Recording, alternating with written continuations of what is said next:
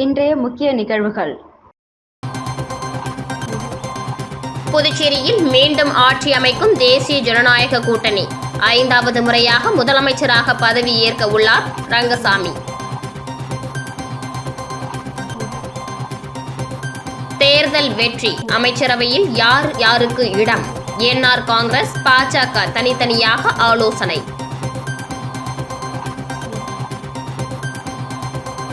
சிறுமி பாலியல் வன்கொடுமை வழக்கு, குற்றவாளிகளுக்கு தண்டனை வரும் 7க்கு ஒத்திவைப்பு.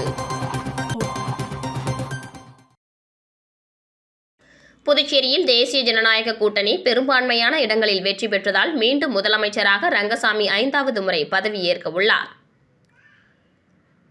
புதுச்சேரி யூனியன் பிரதேசத்தில் உள்ள 30 தொகுதிகளுக்கான வாக்குப்பதிவு கடந்த 9ஆம் தேதி நடைபெற்றது. இதில் வரலாறு காணாத அளவில் 91.23% வாக்காளர்கள் வாக்களித்த நிலையில் வாக்கு எண்ணிக்கை 4ஆம் தேதி 6 மையங்களில் எண்ணப்பட்டது. முதலில் தபால் வாக்குகள் எண்ணப்பட்ட நிலையில் பின்னர் வாக்குப்பதிவு இயந்திரங்களில் பதிவான வாக்குகள் எண்ணப்பட்டது. மொத்தமுள்ள 30 தொகுதிகளில் என்டிஏ கூட்டணி 18 தொகுதிகளில் வெற்றி பெற்றது. இதில் என்ஆர் காங்கிரஸ் கட்சி 12 தொகுதிகளிலும், பாஜக 4 தொகுதிகளிலும், அதிமுக மற்றும் எல்ஜேகே கட்சி தலா 1 தொகுதியிலும் வெற்றி பெற்றது. இதேபோல் இந்தியா கூட்டணியில் திமுக 5 தொகுதிகளிலும், காங்கிரஸ் 1 தொகுதி என மொத்தமாக 6 தொகுதிகளில் வெற்றி பெற்றுள்ளது. மேலும் தேர்தலை முதல் முறையாக சந்தித்த தவேக 2 தொகுதிகளிலும், கூட்டணி அமைத்த நேயம் மக்கள் கழகம் 1 தொகுதி என மொத்தமாக 3 தொகுதிகளில் வெற்றி பெற்றது. இதேபோல் 3 சுயேட்சைகளும் வெற்றி பெற்றுள்ளனர். ஆட்சி அமைக்க தேவையான பெரும்பான்மையான இடங்களில் என்டிஏ கூட்டணி வெற்றி பெற்றுள்ளதால் மீண்டும் புதுச்சேரியில் ஆட்சி அமைக்க உள்ளது. மேலும் 5வது முறை முதலமைச்சராக ரங்கசாமி பதவியேற்க உள்ளார். கடந்த 2021ஆம் ஆண்டு நடைபெற்ற சட்டமன்ற தேர்தலில் முதலமைச்சர் ரங்கசாமி 2 தொகுதிகளில் போட்டியிட்ட நிலையில் 1 தொகுதியில் மட்டுமே வெற்றி பெற்றார். இதேபோல் தற்போது நடைபெற்ற சட்டமன்ற தேர்தலிலும் 2 தொகுதிகளில் போட்டியிட்டு 2 தொகுதிகளிலும் வெற்றி பெற்றார். இதேபோல் சபாநாயகராக இருந்த செல்வம் தவேக வேட்பாளரிடம் தோல்வியை தழுவினார். மேலும் பாஜகவில் சீட் கிடைக்காத முன்னாள் அமைச்சர் சாய் சரவணன் தவேகவில் இணைந்து வெற்றி பெற்றார். நடந்து முடிந்த சட்டமன்ற தேர்தலில் ஒரு பெண் வேட்பாளர் கூட வெற்றி பெறவில்லை. இதனிடையே முதலமைச்சர் ரங்கசாமி தலைமையில் வெற்றி பெற்ற என்ஆர் காங்கிரஸ் சட்டமன்ற உறுப்பினர்கள் மற்றும் முக்கிய நிர்வாகிகள் ஆலோசனை கூட்டம் தனியார் விடுதியில் நடைபெற்றது. இதில் முதலமைச்சர் ரங்கசாமியை சட்டமன்ற கட்சி தலைவராக தேர்வு செய்தனர்.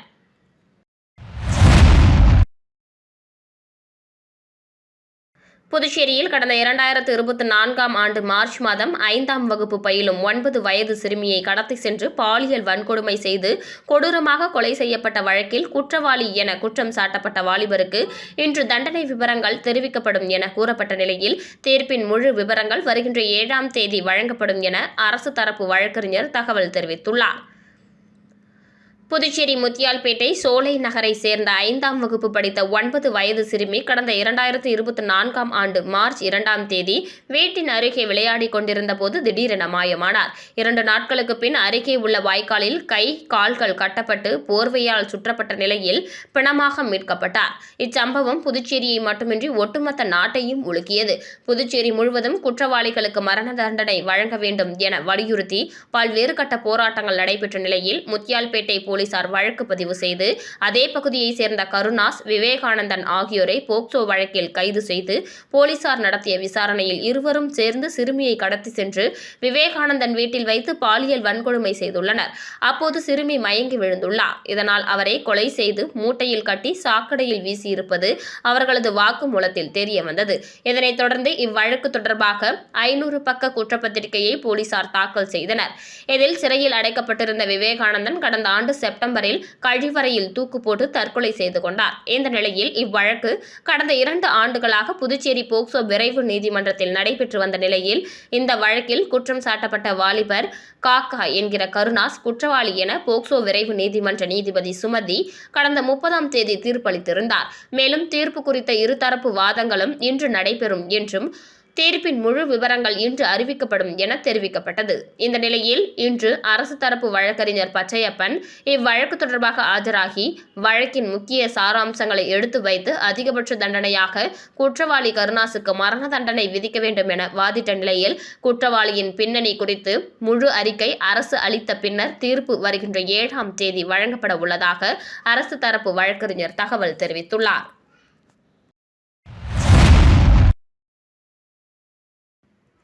புதுச்சேரி பாஜக சட்டமன்ற கட்சி தலைவராக நமச்சிவாயம் தேர்வு செய்யப்பட்டுள்ளார். அவருக்கு மத்திய அமைச்சர் மற்றும் சக சட்டமன்ற உறுப்பினர்கள் சால்வை அணிவித்து வாழ்த்து தெரிவித்தனர். யூனியன் பிரதேசமான புதுச்சேரியில் உள்ள 30 தொகுதிகளுக்கான வாக்குப்பதிவு கடந்த 9ஆம் தேதி நடைபெற்றது. இதில் நேற்று 4ஆம் தேதி வாக்குகள் எண்ணப்பட்ட நிலையில் 30 தொகுதிகளில் என்டிஏ கூட்டணி 18 தொகுதிகளில் வெற்றி பெற்றது. இதில் என்ஆர் காங்கிரஸ் கட்சி 12 தொகுதிகளிலும், பாஜக 4 தொகுதிகளிலும், அதிமுக மற்றும் எல்ஜேகே கட்சி தலா ஒரு தொகுதியிலும் வெற்றி பெற்றது. இதில் ஆட்சி அமைக்க தேவையான பெரும்பான்மையான இடங்களில் என்டிஏ கூட்டணி வெற்றி பெற்றுள்ளதால் மீண்டும் புதுச்சேரியில் என்டிஏ கூட்டணி ஆட்சி அமைக்க உள்ளது. இந்த நிலையில் நேற்று மாலை மத்திய அமைச்சர் மன்சுக் மாண்டவியா உள்ளிட்ட பாஜக மூத்த நிர்வாகிகள் கூட்டணி கட்சி மாநில தலைவரும் முதலமைச்சருமான ரங்கசாமியை சந்தித்து சால்வை அணிவித்து வாழ்த்து தெரிவித்தனர். இந்த நிலையில் இன்று காலை சித்தானந்த நகரில் உள்ள பாஜக தலைமை அலுவலகத்தில் சட்டமன்ற தேர்தலில் வெற்றி பெற்ற பாஜக எம்எல்ஏக்களுடன் மத்திய அமைச்சர் மன்சுக் மாண்டவியா மற்றும் புதுச்சேரி தேர்தல் பொறுப்பாளர் நிர்மல் குமார் சுரானா ஆகியோர் ஆலோசனையில் ஈடுபட்டனர். கூட்டத்தில் காரைக்கால் நெடுங்காடு தொகுதியில் சுயேட்சையாக போட்டியிட்டு வெற்றி பெற்ற விக்னேஸ்வரன், பாஜக கூட்டணியில் உள்ள லட்சிய ஜனநாயக கட்சியின் தலைவரும் காமராஜர் நகர் சட்டமன்ற உறுப்பினருமான ஜோஸ் சார்லஸ் மார்டின் பங்கேற்றனர்.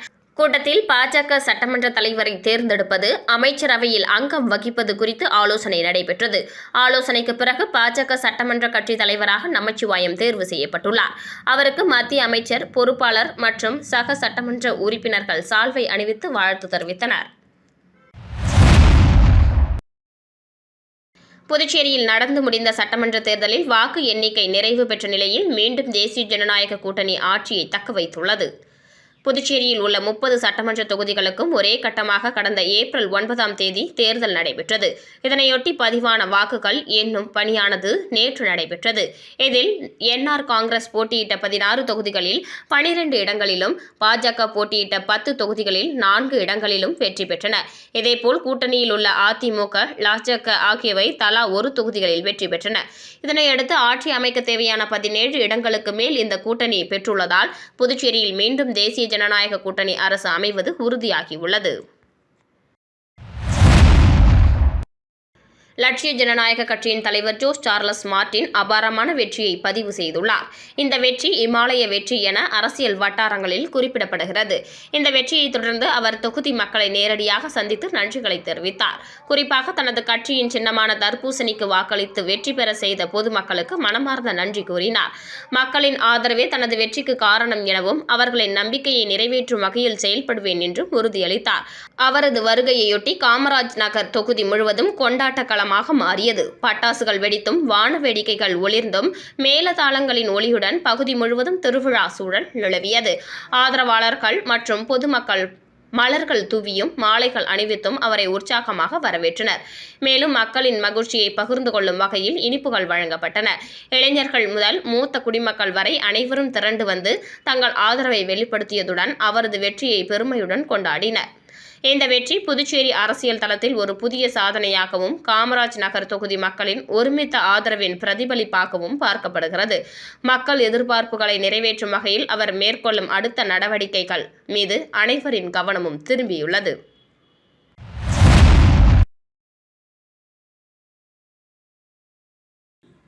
திருபுவனை தொகுதியில் தமிழக வெற்றி கழக வேட்பாளர் சாய்ஜி சரவணகுமார் வெற்றி பெற்றதைத் தொடர்ந்து ஆதரவாளர்கள் உற்சாக கொண்டாட்டத்தில் ஈடுபட்டனர். 2026ஆம் ஆண்டு நடைபெற்ற தமிழ்நாடு சட்டமன்ற தேர்தலில் நடிகர் விஜய் தலைமையிலான தமிழக வெற்றி கழகம் தனது முதல் தேர்தல் களத்திலேயே அதிரடி முன்னிலை பெற்று தமிழக அரசியலில் பெரும் திருப்பத்தை ஏற்படுத்தியுள்ளது. இதேபோல் புதுச்சேரியில் தமிழக வெற்றி கழகம் 3 இடங்களை கைப்பற்றியுள்ளன. இதில் திருபுவனை தொகுதியில் தமிழக வெற்றி கழகம் சார்பாக போட்டியிட்ட முன்னாள் அமைச்சர் ஏ.கே. சாய்ஜி சரவணகுமார் 701 வாக்குகள் வித்தியாசத்தில் வெற்றி பெற்றார். இதனை சிறப்பாக கொண்டாடும் வகையில் அவரது ஆதரவாளர்கள் ஆளுயர மாலை அணிவித்தும், மலர்களை தூவியும், இனிப்பு வழங்கியும் வெகு சிறப்பான முறையில் கொண்டாடினர். இதுகுறித்து தமிழக வெற்றிக்காக வேட்பாளர் சாய் சரவணகுமார் எம்எல்ஏ பத்திரிகையாளர் சந்திப்பில் கூறுகையில், இந்த வெற்றியை தளபதி விஜய்க்கு சமர்ப்பிக்கிறேன் என்றும், தமிழகத்தில் தமிழக வெற்றி கழகம் தலைமையில் ஆட்சி அமைக்க உள்ள நிலையில் புதுச்சேரியிலும் அடுத்த முறை 30 தொகுதிகளிலும் தமிழக வெற்றி கழகம் வெற்றி பெற பாடுபடுவேன் என்றும் தெரிவித்தார். இது ஆதரவாளர்களிடையே மிகுந்த உற்சாகத்தை ஏற்படுத்தியுள்ளது.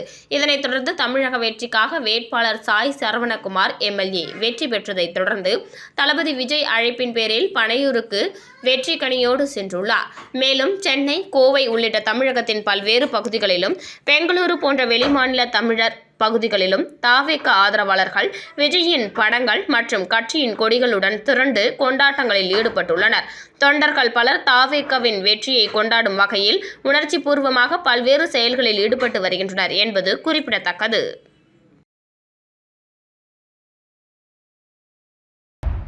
விளம்பர இடைவேளைக்கு பிறகு செய்திகள் தொடரும்.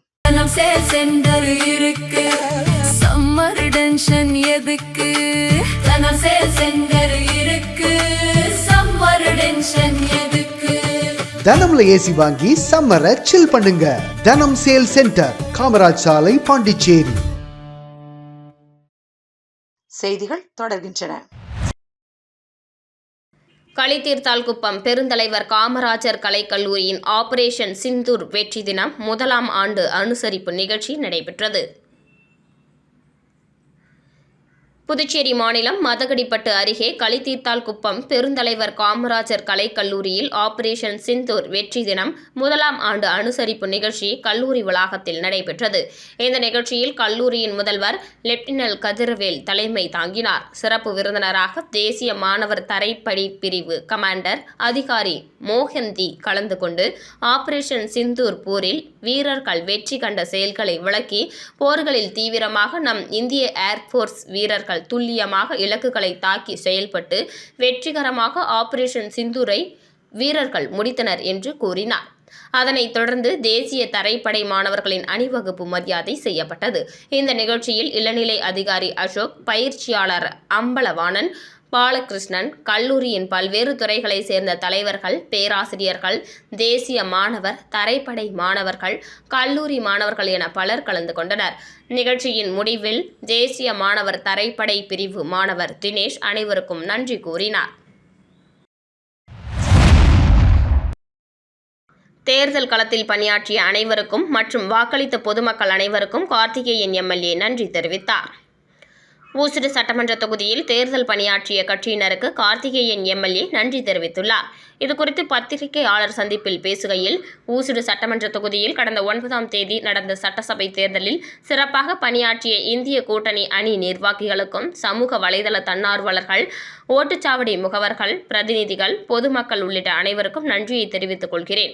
மேலும் ஊசுடு சட்டமன்ற தொகுதியில் சிறப்பாக பணியாற்றிய அனைத்து நிலை கட்சி நிர்வாகிகள், தொண்டர்கள் மற்றும் ஊசுடு தொகுதி வாக்காளர்களுக்கும் எனது நெஞ்சம் நிறைந்த நன்றியை தெரிவித்துக் கொள்கிறேன் என்றும், மேலும் தொகுதியில் அடிப்படை பிரச்சனைகள் என்ன தேவையோ என்று கேட்டு அதை செய்து கொடுப்பேன் என்றும், பொதுமக்களுக்கு தேவையான அனைத்து அடிப்படை வசதிகளையும் நிறைவேற்றி கொடுப்பேன் என்றும், மேலும் நாளைய தினத்திலிருந்து எந்தெந்த பணி நடைபெற வேண்டும் என்று பட்டியல் செய்து அதை தயார்படுத்தி பொதுமக்களுக்கு அனைத்து வசதிகளையும் நிறைவேற்றி கொடுப்பேன் என்றும் சட்டமன்ற உறுப்பினர் கார்த்திகேயன் பத்திரிகையாளர் சந்திப்பில் தெரிவித்தார்.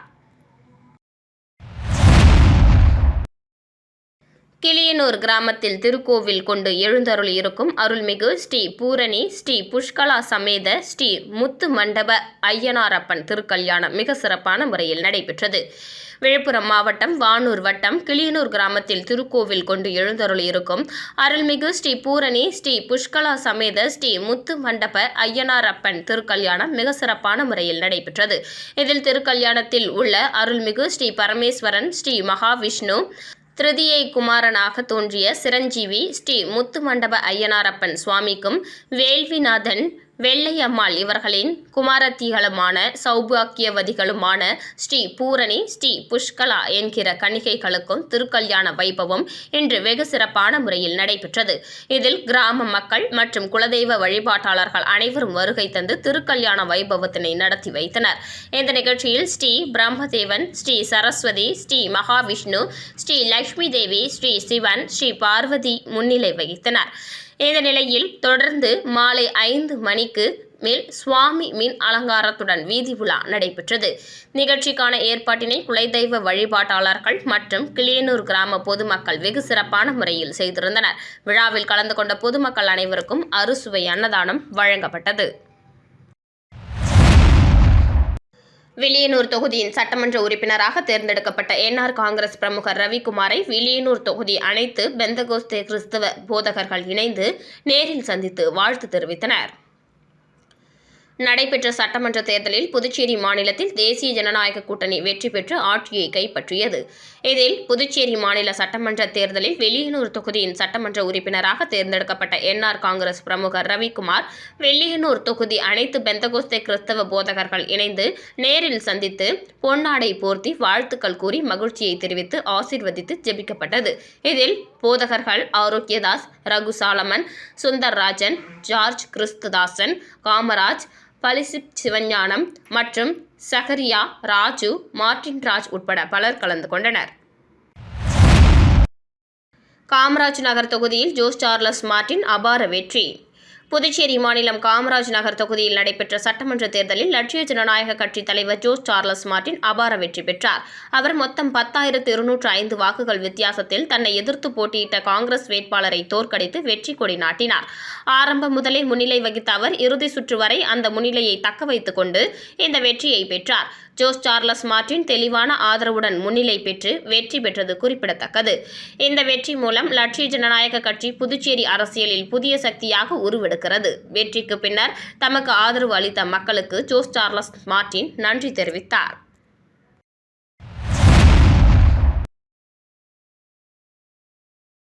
சின்மய மிஷன் உலகளாவிய ஆன்மீக மற்றும் கல்வி அமைப்பாகும். இது 1951ஆம் ஆண்டு உலகளாவிய ஆன்மீக மறுமலர்ச்சியை கீதா ஞான யஜ்ஞங்கள் மூலம் உருவாக்கிய தொலைநோக்கு பார்வை கொண்டவர் வேதாந்த அறிஞர் சுவாமி சின்மயானந்தர் அவர்களால் நிறுவப்பட்டது. இம்மிஷனின் குறிக்கோள் அதிகமான மக்களுக்கு அதிகமான காலத்திற்கு அதிகமான மகிழ்ச்சி என்பதாகும். இக்குறிக்கோள் சாதி, மதம் என்பனவற்றை பொருட்படுத்தாது அனைவருக்கும் சமமாக அமையும். வேதாந்த தத்துவத்தை அடிப்படையாக கொண்ட சின்மய மிஷன் தற்போது தனது 75ஆம் ஆண்டு விழாவை சின்மய அம்ரித் மகோத்சவம் என கொண்டாடுகிறது. இந்த விழாவின் ஒரு பகுதியாக சின்மய அம்ரித் யாத்திரை எனும் 295 நாள் ஆன்மீக பயணம் நடத்தப்படுகிறது. இந்த யாத்திரை இந்தியாவின் 29 மாநிலங்களையும் சுற்றி சுமார் 35,000 கிலோமீட்டர் தூரம் பயணிக்கிறது. இது 31 டிசம்பர் 2025 அன்று புனேயிலிருந்து தொடங்கியது. இந்த ஆன்மீக யாத்திரை 2026 மே 3 மற்றும் 4ஆம் தேதிகளில் புதுச்சேரியில் நடைபெற்றது. இந்த நிகழ்ச்சி சின்மய மிஷன் புதுச்சேரி மற்றும் கோயம்புத்தூர் ஆன்மீக வழிகாட்டியான சுவாமி சம்பிரதிஷ்டானந்தா அவர்களின் வழிகாட்டுதலின் தலைவர் நடராஜன் ஏற்பாடு செய்தார். மேலும் குழு உறுப்பினர் ரவி நிகழ்ச்சியை ஒருங்கிணைத்தார். இந்த யாத்திரையின் முக்கிய நோக்கம் இளைஞர்களின் திறனை மேம்படுத்துவது மற்றும் சுவாமி சின்மயானந்தரின் போதனைகளை டிஜிட்டல் உரைகள், இளைஞர்களின் செயல்பாடுகள், கலாச்சார நிகழ்ச்சிகள், கண்காட்சிகள் மற்றும் சத்சங்கங்கள் மூலம் பரப்புவது ஆகும். லட்சிய ஜனநாயக கட்சியின் தலைவரும் காமராஜர் நகர் தொகுதியின் சட்டமன்ற உறுப்பினராக தேர்ந்தெடுக்கப்பட்டுள்ள ஜோஸ் சார்லஸ் மார்டின் புதுச்சேரி துணைநிலை ஆளுநர் கைலாசநாதனுக்கு பொன்னாடை அணிவித்தும் பூங்கொத்து கொடுத்தும் மரியாதை நிமித்தமாக சந்தித்து வாழ்த்து பெற்றார். தொடர்ந்து புதுச்சேரி வளர்ச்சி திட்டங்கள் புத்தகம் வழங்கினார்.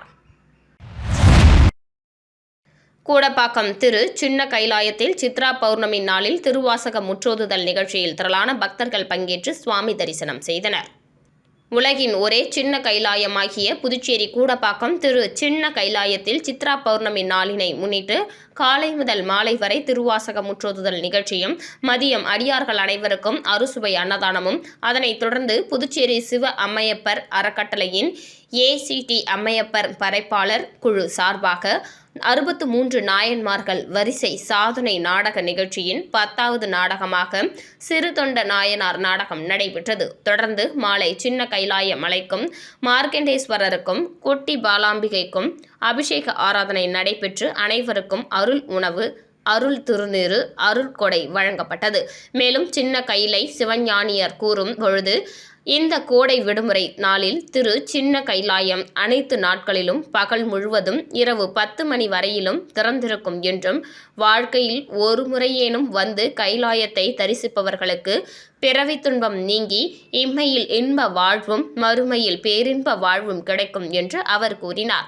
ஆலய உதவிக்கு 9442069956 என்ற எண்ணிற்கு ஜிபே மூலம் தங்களால் முடிந்த உதவி செய்து எல்லாம் வல்ல கைலாயநாதன் திருவருளை பெறலாம் என்றும் அவர் கூறினார்.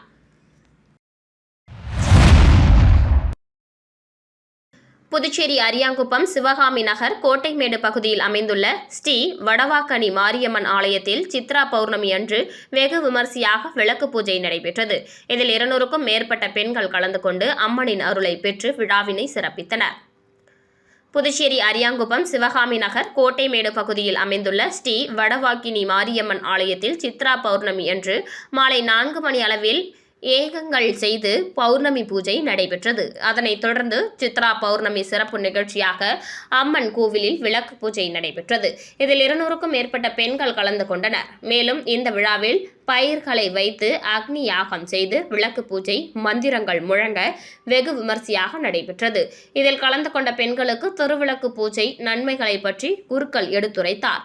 மேலும் பூஜைகளை எப்படி செய்ய வேண்டும் என்றும் மந்திரங்களை எப்படி சொல்ல வேண்டும் என்றும் கலந்து கொண்ட பெண்களிடம் தெரிவித்தார். அதன்படி பெண்களுக்கும் விளக்கு பூஜையை சிறப்புடன் செய்தனர். கலந்து கொண்ட பெண்களுக்கு தாலி கயிறு, மஞ்சள், குங்குமம், வளையல் உள்ளிட்ட மங்களகரமான பொருட்கள் கோவில் நிர்வாகம் மூலம் அனைவருக்கும் வழங்கப்பட்டது. இந்த நிகழ்ச்சியில் சிறப்பு அழைப்பாளராக அரியாங்குப்பம் சட்டமன்ற உறுப்பினர் தட்சிணாமூர்த்தி என்கிற பாஸ்கர் கலந்து கொண்டு சுவாமி தரிசனம் செய்தார். மேலும் இந்த பூஜையில் அம்மனுக்கு அறுசுவை உணவு, நெய்வேத்தியம், படையல் இடப்பட்டது மற்றும் கலந்து கொண்ட பக்த கோடிகள் அனைவருக்கும் அறுசுவை உணவு வழங்கப்பட்டது. இதன் ஏற்பாடுகளை ஊர் கிராமவாசிகள், இளைஞர்கள், பொதுமக்கள் மற்றும் கோவில் நிர்வாகிகள் சிறப்பாக ஏற்பாடுகளை செய்தனர். மேலும் கோவில் சார்பாக இனிவரும் ஆண்டுகளில் சித்ரா பௌர்ணமி அன்று நடைபெறும் விளக்கு பூஜை மேலும் விமரிசையாக செய்யப்பட வேண்டும். பெண்களுக்கு பலவிதமான ஏற்பாடுகளை கோவில் சார்பில் செய்து தரப்பட வேண்டும் எனவும் தெரிவித்தனர். மீண்டும் இன்றைய முக்கிய நிகழ்வுகள். புதுச்சேரியில் மீண்டும் ஆட்சி அமைக்கும் தேசிய ஜனநாயக கூட்டணி 5வது முறையாக முதலமைச்சராக பதவி ஏற்க உள்ளார் ரங்கசாமி. தேர்தல் வெற்றி, அமைச்சரவையில் யார் யாருக்கு இடம்? என்ஆர் காங்கிரஸ், பாஜக தனித்தனியாக ஆலோசனை.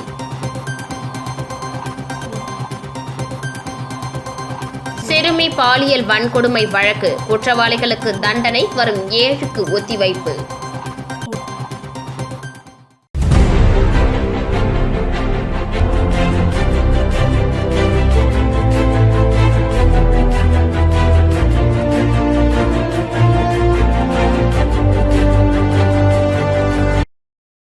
செய்திகளை உடனுக்குடன் தெரிந்து கொள்ள ஆஸ்கார் யூடியூப் சேனலை சப்ஸ்கிரைப் செய்யவும்.